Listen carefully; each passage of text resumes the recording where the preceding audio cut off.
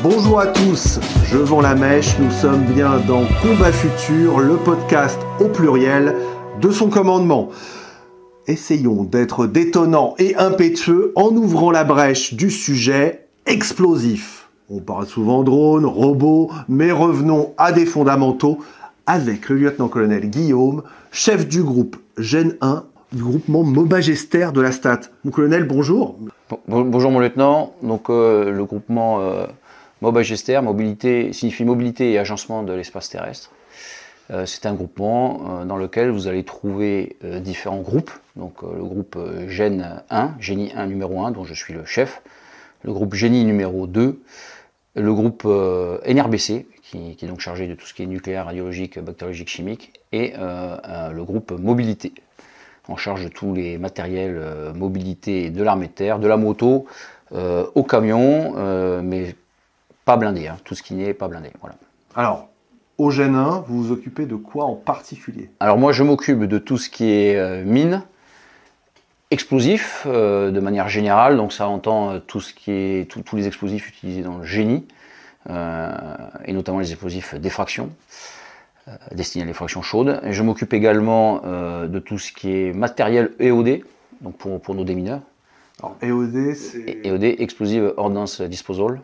C'est la même chose. NEDEX en français. NEDEX. Voilà, en français c'est NEDEX, ce sont les démineurs. Et donc ils ont tout un matériel qui leur est attribué. Je m'occupe du capacitaire lié à ce matériel. Dans le groupe Génie, on s'occupe également, alors c'est pas moi, c'est un autre officier, puisque je commande on est deux équipes et je commande une autre équipe avec un autre officier qui lui est chargé de tout ce qui est contre EI, éléments explosifs improvisés, et tout ce qui est essentiellement contre-minage. Voilà.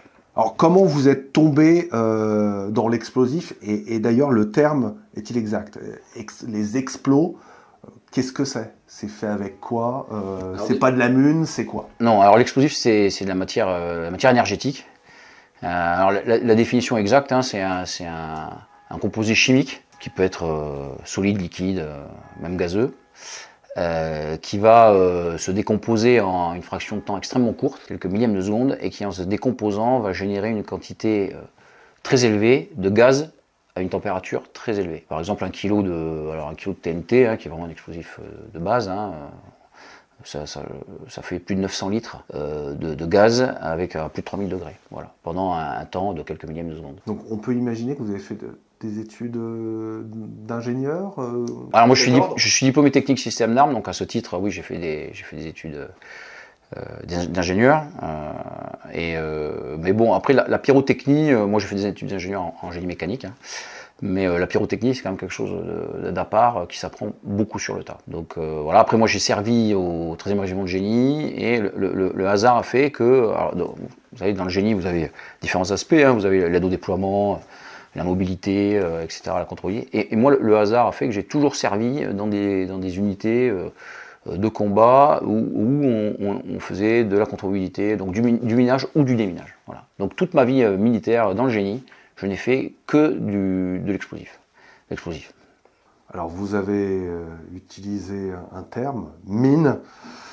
C'est un sujet qui peut être parfois un petit peu difficile à aborder, mais je crois qu'avec un conflit comme le conflit russo-ukrainien, on a vu que cela revenait sur le champ de bataille et ô combien en densité.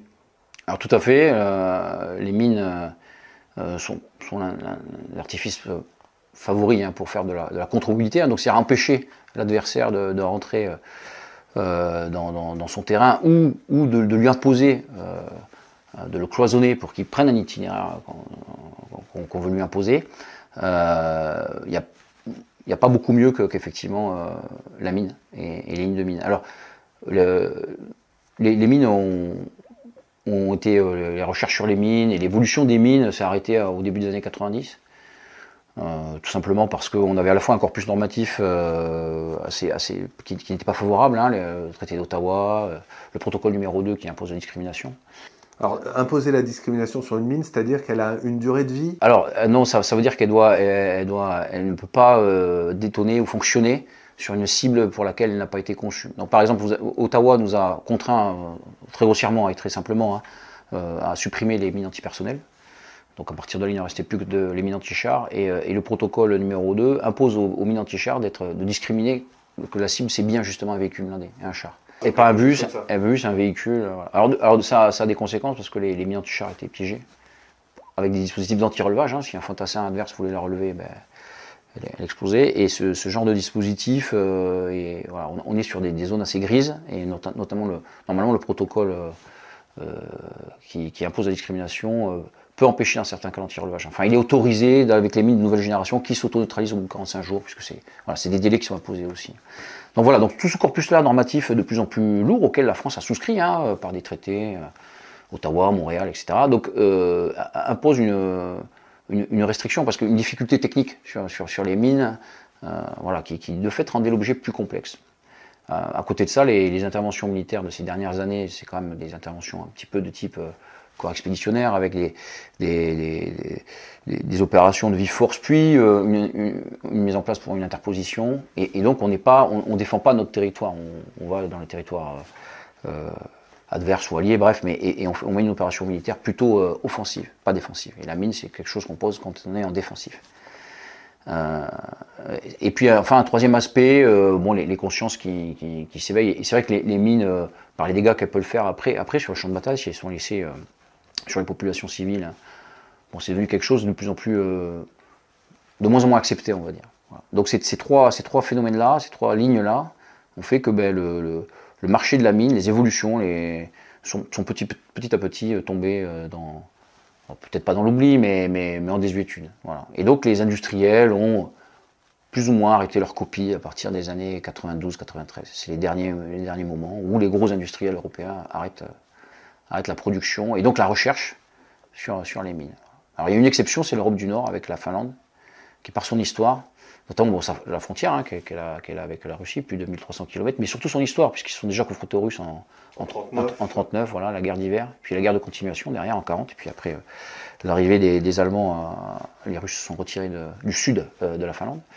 Mais donc la Finlande a toujours gardé, déjà c'est un pays avec une petite population, c'est aussi grand que la France pour 10 millions d'habitants, enfin 9 à 10 millions, et ils ont une armée qui est essentiellement défensive. Donc eux ont gardé dans leur arsenal et dans leur doctrine l'utilisation de la mine en contre-mobilité.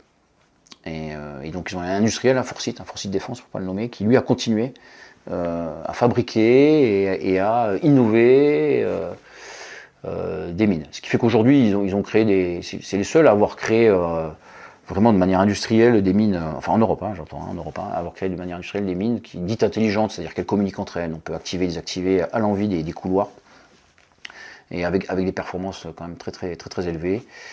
Et qui satisfassent aux conventions d'Ottawa, parce qu'au bout de 45 jours, elles s'auto-neutralisent, on peut les réutiliser derrière, etc. Donc c'est les seuls qui ont continué là-dedans. Voilà. Et donc aujourd'hui, ils sont bien placés sur le marché pour, si on veut se remettre rapidement sur le marché. Et si on est amené à utiliser des mines, il y a une question qui se pose, c'est comment on les pose? Alors pour ça, effectivement, on les pose. Alors il y a la méthode de base qui est de les poser à la main, mais ça sous-entend avoir des effectifs. Alors des gens formés déjà, des sapeurs, et puis des effectifs. Après, pour saturer un terrain, une partie de terrain de manière assez rapide, vous avez différents appareils. Alors on peut trouver ce qu'on appelle des enfouisseurs de mines. Ce sont des dispositifs qui vont enfouir les mines, des bras mécaniques qui vont en même temps, avec une pelle, en même temps qu'ils creusent, ils mettent une mine. Et puis vous avez les disperseurs. Les disperseurs, ce sont des véhicules avec des containers de mines cylindriques de manière générale, avec des tubes, et qui vont envoyer des salves de mines par les tubes. Alors avec ce genre de dispositif, les disperseurs, vous pouvez vite, en quelques minutes, vous saturer l'équivalent d'un terrain de foot en mine. Voilà. Mais ça impose des mines souvent qui sont bifaces, parce qu'en fonction du côté où elles tombent, alors c'est quand même assez technique, parce qu'il faut des ressorts ou des dispositifs qui permettent de poser la mine toujours du même côté, puisque les charges creuses doivent être disposées du bon côté de la cible. Et je crois aussi que ce qui était étudié au début des années 90 et peut-être abandonné, c'était le fait que les mines étaient mouvantes. Elles pouvaient s'élever dans les airs. Qu'est-ce que c'est que cette histoire? Les industriels commençaient déjà à travailler sur des mines qui communiquaient entre elles, et ils travaillaient également sur des mines dites de toit, C'est-à-dire ce sont des mines qui ont une charge de dépotage. Elles vont s'élever donc dans les airs. En tournant sur elles-mêmes, vous avez une espèce de radar qui va faire l'acquisition du terrain, et quand un char ou un véhicule blindé aura été repéré, bien la mine va déclencher une charge creuse qui va rentrer par le toit du véhicule blindé, un petit peu comme les munitions bonus utilisées dans l'artillerie. Alors ce sont des mines quand même très complexes, puisque les Russes avaient développé ce type de mine. Aujourd'hui, ce sont les Américains, avec notamment la société Textron, qui a ce genre de produits. C'est quand même des produits très complexes, parce que ces mines-là sont posées en sorte de grappe. Elles communiquent entre elles, donc elles dorment. Elles vont être réveillées à un moment par des senseurs essentiellement sismiques, c'est-à-dire qu'il y a des vibrations de véhicules blindés aux alentours qui les réveillent. Les mines communiquent entre elles, choisissent entre elles celle qui est la mieux disposée pour attaquer le char, celle qui a été sélectionnée des potes, s'élève dans les airs, fait son acquisition et déclenche sa charge de toit. Alors maintenant, on va parler matériaux. Qu'est-ce que vous utilisez? Nous, on a l'habitude peut-être d'entendre les mots plastique, Semtex, mais aujourd'hui, peut-être que les explosifs, c'est plus complexe, c'est moins malléable, ça l'est plus. Alors, il existe une quantité de matières explosives. Et en fait, ça dépend vraiment du métier que vous faites. Alors, simplement, on va sur une échelle qui va de l'explosif dit progressif jusqu'à l'explosif dit très brisant.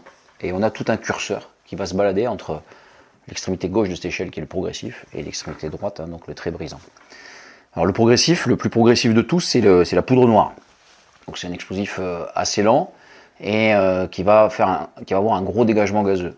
Plus un explosif a un gros dégagement gazeux, moins il a ce qu'on appelle une onde de choc. Et au contraire, plus il a l'onde de choc, moins il a un dégagement gazeux. Donc le très progressif va avoir beaucoup de dégagement gazeux et peu d'onde de choc. Et le très brisant va avoir au contraire peu de dégagement gazeux et une onde de choc très élevée. Alors c'est cohérent, parce que par exemple pour faire la munition, c'est de la poudre noire que vous avez dans une cartouche. Le but, il n'est pas de fracasser le canon du fusil, il est d'envoyer le projectile qui est la balle. Donc c'est pour ça qu'on utilise la poudre noire.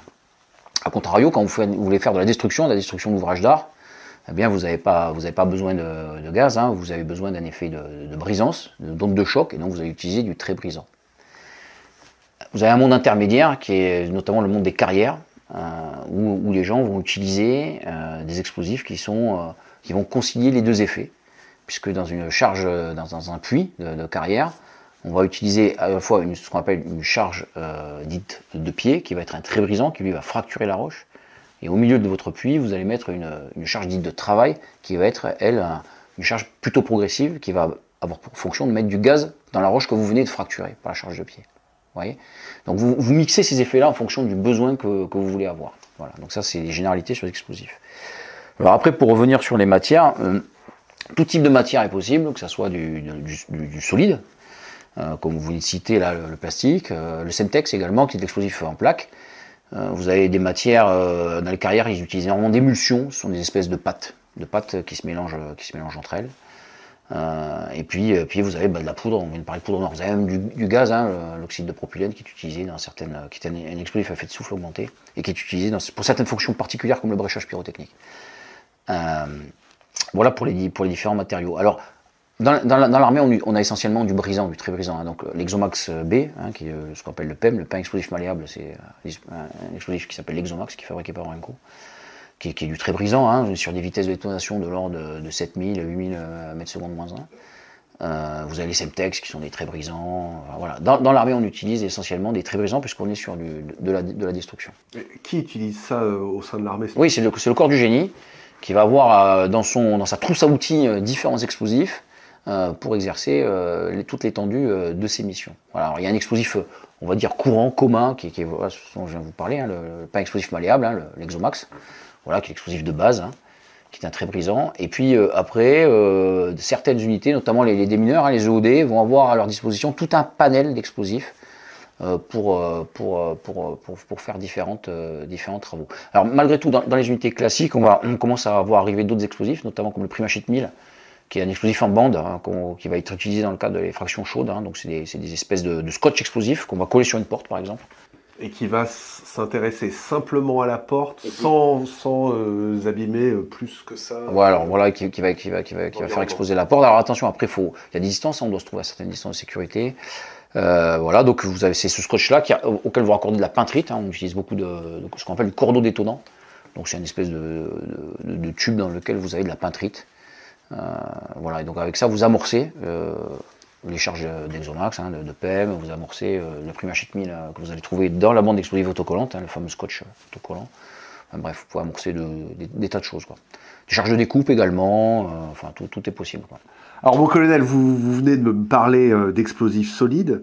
J'ai envie de vous dire, l'explosif liquide, ça existe? Ah bien sûr, l'explosif liquide existe, c'est même quelque chose qui est très intéressant parce que alors l'explosif liquide c'est quoi? C'est deux liquides. Alors, je vous dirai pas de quoi ils sont faits exactement, mais c'est deux liquides et quand ils sont dans deux récipients évidemment, et quand ils ne sont pas en contact, ils sont parfaitement inoffensifs. Donc c'est très intéressant parce qu'en termes de transport et de stockage, vous en avez un qui est considéré classe 3 et un autre qui est considéré classe 8, donc c'est les classements ADR, classement des matières dangereuses. Et ce qui fait que vous pouvez les stocker, les transporter dans le coffre de votre voiture. Voilà. Tout est parfaitement légal et tout est sécurité. Et lorsque vous les mélangez, ce fameux classe 3 et ce classe 8, vous obtenez un classe 1. Le classe 1, c'est un explosif. Voilà. Et donc voilà, le marché des explosifs liquides est arrivé. Alors il vient à la base c'est totalement un besoin dans les stations de ski, pour créer des explosifs pour les charges d'avalanche, puisque pour des raisons de stockage et de transport, les stations de ski avaient besoin de ce genre de produits assez sécurisés. Et on peut utiliser, donc nous dans les armées, moi j'ai travaillé sur un projet, bon pour l'instant c'est pas encore dans l'institution, mais voilà, j'ai pas mal travaillé sur des produits binaires qui ont des capacités très très intéressantes. Voilà. Alors on parle de mélange, et là peut-être que je vais utiliser un gros mot, c'est thermobarique. Alors thermobarique c'est autre chose. Alors thermobarique c'est pas du liquide, c'est un explosif solide. Mais il y a mélange. Oui, alors il y a mélange. Soit il est fait de manière industrielle, auquel cas bien sûr c'est un produit qui est livré fini. On peut faire du thermobarique de circonstance, effectivement, en mélangeant différents produits. Bon, je ne rentrerai pas plus dans les détails des composés, mais voilà, le thermobarique est un explosif solide très intéressant parce que vous avez un effet de surpression qui est moins élevé que de l'explosif dit conventionnel, mais qui est plus long. Et donc, l'effet est très intéressant, notamment en milieu confiné. Parce que ça, vous en parliez, je crois que c'est les ondes de choc. Alors le thermobarique son utilisation en milieu confiné est intéressante parce qu'un des composés que vous avez à l'intérieur du thermobarique est friand d'oxygène. Donc lorsque vous le mettez en milieu confiné, il va aller chercher partout dans une pièce par exemple ou dans un couloir, il va se répandre beaucoup plus facilement qu'un conventionnel parce que l'explosif va aller grignoter entre guillemets l'oxygène et donc il va se répandre. Vous allez avoir un effet de surpression qui sera moins élevé qu'un explosif traditionnel, mais qui sera sur un plateau plus long, et donc vous allez avoir des répercussions sur l'infrastructure, puisque vous êtes en confiné, vous allez créer une onde de choc, plusieurs ondes de choc qui vont se répercuter, qui vont rester plus longtemps dans l'infrastructure, qui vont avoir des effets de dégâts plus élevés sur les murs et l'architecture de l'infrastructure. Et vous allez avoir des ondes de choc qui vont se croiser entre elles, créer ce qu'on appelle une onde de Mach. Donc c'est des ondes qui sont très très violentes et qui ont des effets destructeurs très élevés, que ce soit sur l'infrastructure ou sur l'être humain. Ce qui fait que le thermobarique est quelque chose qui est très utilisé dans les milieux confinés. Voilà, c'est vraiment un explosif idéal dans les milieux confinés. Puisqu'un explosif conventionnel en milieu confiné, la fragmentation va être vite arrêtée par les masques que vont être créer l'architecture par les murs. Et à part les occupants de la pièce qui subiront l'effet de la surpression, la pièce d'à côté n'aura pas d'impact, ou beaucoup moins d'impact que du thermobarique. Et le thermobarique, ça peut être aussi bien dans la MOAB, la Mother of All Bombs. Bombe russe, effectivement. Sur du plus petit. Sur des grenades, voilà. Tout l'éventail est décliné, avec le plus petit la grenade, le plus gros les bombes d'aviation, et avec en intermédiaire des roquettes. Il y a une RPG qui a une roquette thermobarique. Voilà, donc c'est surtout les unités russes qui ont remplacé l'apport du lance-flamme dans leurs unités par tout un panel, tout un éventail de munitions thermobariques. Voilà, l'intérêt étant en termes opérationnels de travailler en milieu confiné, puisque le lance-flamme était fait pour le milieu confiné. Maintenant, les Russes n'ont plus de lance-flamme, mais ils ont énormément de thermobariques dans leur arsenal. Alors, être expert explos, c'est être chimiste Alors non, parce que non, être expert explos, c'est déjà être passionné du domaine, et puis c'est non, moi je suis pas dans la conception. Le chimiste est dans la conception. Moi je suis pas dans la conception, mais moi je suis dans l'utilisation, dans l'opérationnel, et donc c'est s'intéresser à tout ce qu'on peut faire avec l'expo. Et c'est vrai que l'expo peut être utilisé pour faire il a de multiples applications. Mais même dans la société civile, les airbags des voitures, par exemple, ce sont des cartouches explosifs. Alors les sièges des pilotes de chasse sont des cartouches d'explosifs également. On trouve l'explosif partout. Il a de multiples applications. Ce qui est intéressant, c'est qu'il ne dépend pas de l'électricité, il ne dépend pas des énergies fossiles. Il est indépendant de tout ça. Alors j'imagine qu'il y a des normes de sécurité assez importantes. Comment est-ce que vous faites la part des choses pour être en sécurité vous-même et utiliser au mieux les charges? Alors on a des ABAC qui sont dans des documents dans la doctrine. Alors ces ABAC sont sujettes à caution parce que en fonction des unités, différentes ABAC sont utilisées. Tout le monde n'a pas la même vision là-dessus. Moi, à mon niveau, alors comme j'ai un statut d'évaluateur, je peux m'astreindre de ces ABAC. Mais malgré tout, quand je fais alors notamment quand je travaille sur l'explosif d'effraction, où là on doit être à côté, parce que l'objectif étant de rentrer de vive force derrière l'effraction, on doit se situer à côté.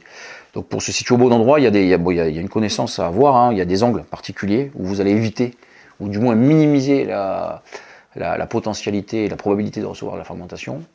Et après, à l'intérieur de ces secteurs angulaires, vous avez des distances de sécurité qu'on peut exploiter assez finement à l'aide de capteurs. Donc, j'ai monté toute une cartographie en fait, et en utilisant d'abord des mannequins, puis après des personnels, alors, y compris moi, en travaillant avec des capteurs sur ma frag, mon gilet pare-balles, des capteurs alors, sur le casque et sur le gilet pare-balles. Je fais après une cartographie des surpressions que mon corps enregistre, ou encaisse pendant la déflagration, et ça me permet de voir à quel niveau je suis en termes de santé. Et il y a des nouvelles façons de se protéger, il y a des nouveaux matériels qui permettent un peu d'absorber tout ça. Je ne dirais pas qu'il y a des nouveaux matériels, mais par contre, aujourd'hui, avec l'utilisation de capteurs, on arrive à mieux comprendre ce qui se passe en fait. Alors on est encore au balbutiement parce que les médecins ne sont pas tous d'accord sur les conséquences, notamment en termes neurologiques, des impulsions successives dues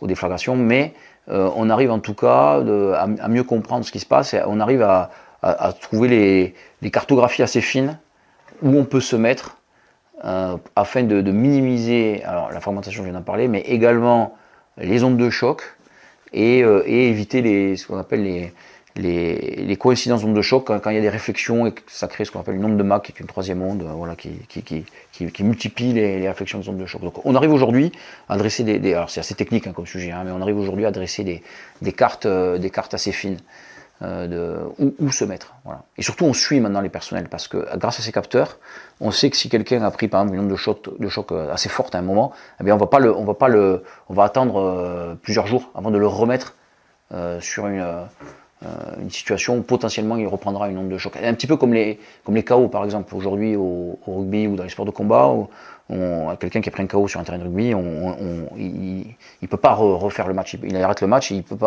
il y a une semaine avant de refaire un match. Bon. Aujourd'hui on essaie de comprendre ces phénomènes-là, et on essaie de travailler sur la santé et pour éviter une répétition trop forte. Voilà. Alors le NEDEX, on peut se rendre compte qu'il y a un état d'esprit qui est peut-être différent que dans d'autres unités. Est-ce que l'esprit NEDEX, c'est aussi quelque chose qui est internationalement reconnu comme particulier? Ah oui, alors les démineurs sont des gens particuliers, effectivement. Alors c'est des gens qui travaillent. Bon, alors ils ont l'habitude déjà de travailler en binôme. Alors c'est des gens extrêmement compétents, extrêmement techniques. Hein, pour acquérir l'ensemble de leur formation, il y a plus d'une année. Et tout condensé. Et tout n'est pas fait en une année. C'est-à-dire qu'ils vont faire des stages qui vont durer plusieurs semaines, qui vont être validés par un examen. Après ils vont aller sur le terrain, faire une OPEX, être intégrés dans une équipe de démineurs, fabriquer leur expérience, puis revenir, passer un nouveau stage, etc. pour monter en gamme. Donc il faut plusieurs années. Hein. Un bon démineur, il faut une dizaine d'années pour être plus de 10 ans. Et alors ce métier-là forge quand même les mentalités, puisque c'est quelqu'un, le démineur, qui in fine va se trouver tout seul hein, puisque son binôme il est 100 mètres derrière, va se trouver tout seul sur un engin qui ne sert qu'à tuer. Et il va falloir qu'il trouve la solution. C'est-à-dire qu'il va avoir pendant toute sa formation, on lui aura donné des outils, une caisse à outils avec des tas de méthodes, des tas d'outils de capacitaires différents.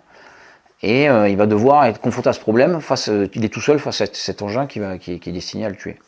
Il va devoir trouver une solution. Donc c'est quelqu'un qui à un moment a une tournure, enfin qui a une psychologie très particulière. Il est seul face à un engin de mort et il doit trouver la solution. Et puis il y a pas c'est pas un jeu vidéo, il y a pas de, voilà, soit il a trouvé et ça va, il reste en vie, soit il perd et voilà, les conséquences sont dramatiques. Donc ça quand même induit des tournures d'esprit particulières. Donc soit le OD à la base il a sa nature et fonctionne comme ça et ça le fait. Soit ce n'est pas le cas et donc il le devient, son métier le façonne. Ou soit il ne s'y fait pas, il quitte le métier de démineur. Voilà. Mais c'est sûr que par rapport au commandement, ce sont des gens qu'on gère de manière différente. Voilà. Ce sont déjà des gens qui travaillent en équipe, soit en binôme, soit en équipe constituée de quelques individus, et qui ont l'habitude de prendre. Ils sont très autonomes, hein, ils prennent des décisions tout seuls, parce que quand ils sont face à la mort, ils sont de fait autonomes. Donc après, dans la vie courante, on peut pas. Voilà, il faut prendre en considération cet état. Voilà. Et est-ce que vous participez, alors le mot compétition est peut-être malvenu, mais oui, il y a des sortes de compétitions avec des démineurs d'autres pays pour connaître leur façon de faire. Et c'est là où vous voyez que vous avez le même état d'esprit. Ouais, alors c'est pas des compétitions, par contre, il y a beaucoup d'échanges d'informations, effectivement, entre les démineurs. Alors, en général, ils ont des sortes de maisons. Alors, non, enfin, ils ont des maisons mères dans lesquelles ils sont tous, leurs compétences sont regroupées. C'est le PIAM en France, hein, le pôle interarmé Munex, qui est situé à Angers, à côté de l'école du génie, qui est la maison mère un petit peu de tous les démineurs en France. Alors chaque pays a son centre d'excellence comme ça de déminage, et ils communiquent entre eux, notamment sur quand ils trouvent des munitions qu'ils n'ont jamais vues, étrangères, ou sur les méthodes et ces choses-là. Il y a pas mal d'échanges de stages où effectivement ils font des échanges entre eux, notamment sur des nouvelles doctrines qui sont mises en place.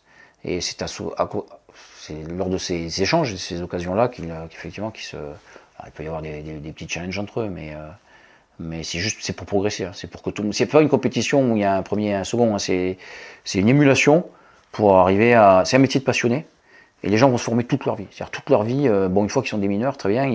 Leur expérience, ils vont continuer à acquérir. Puis les munitions changent de l'autre côté, hein, puisque la guerre fait que les munitions évoluent, les pièges changent. Hein, en Ukraine, c'est passionnant tout ce qui se passe en ce moment à ce niveau-là.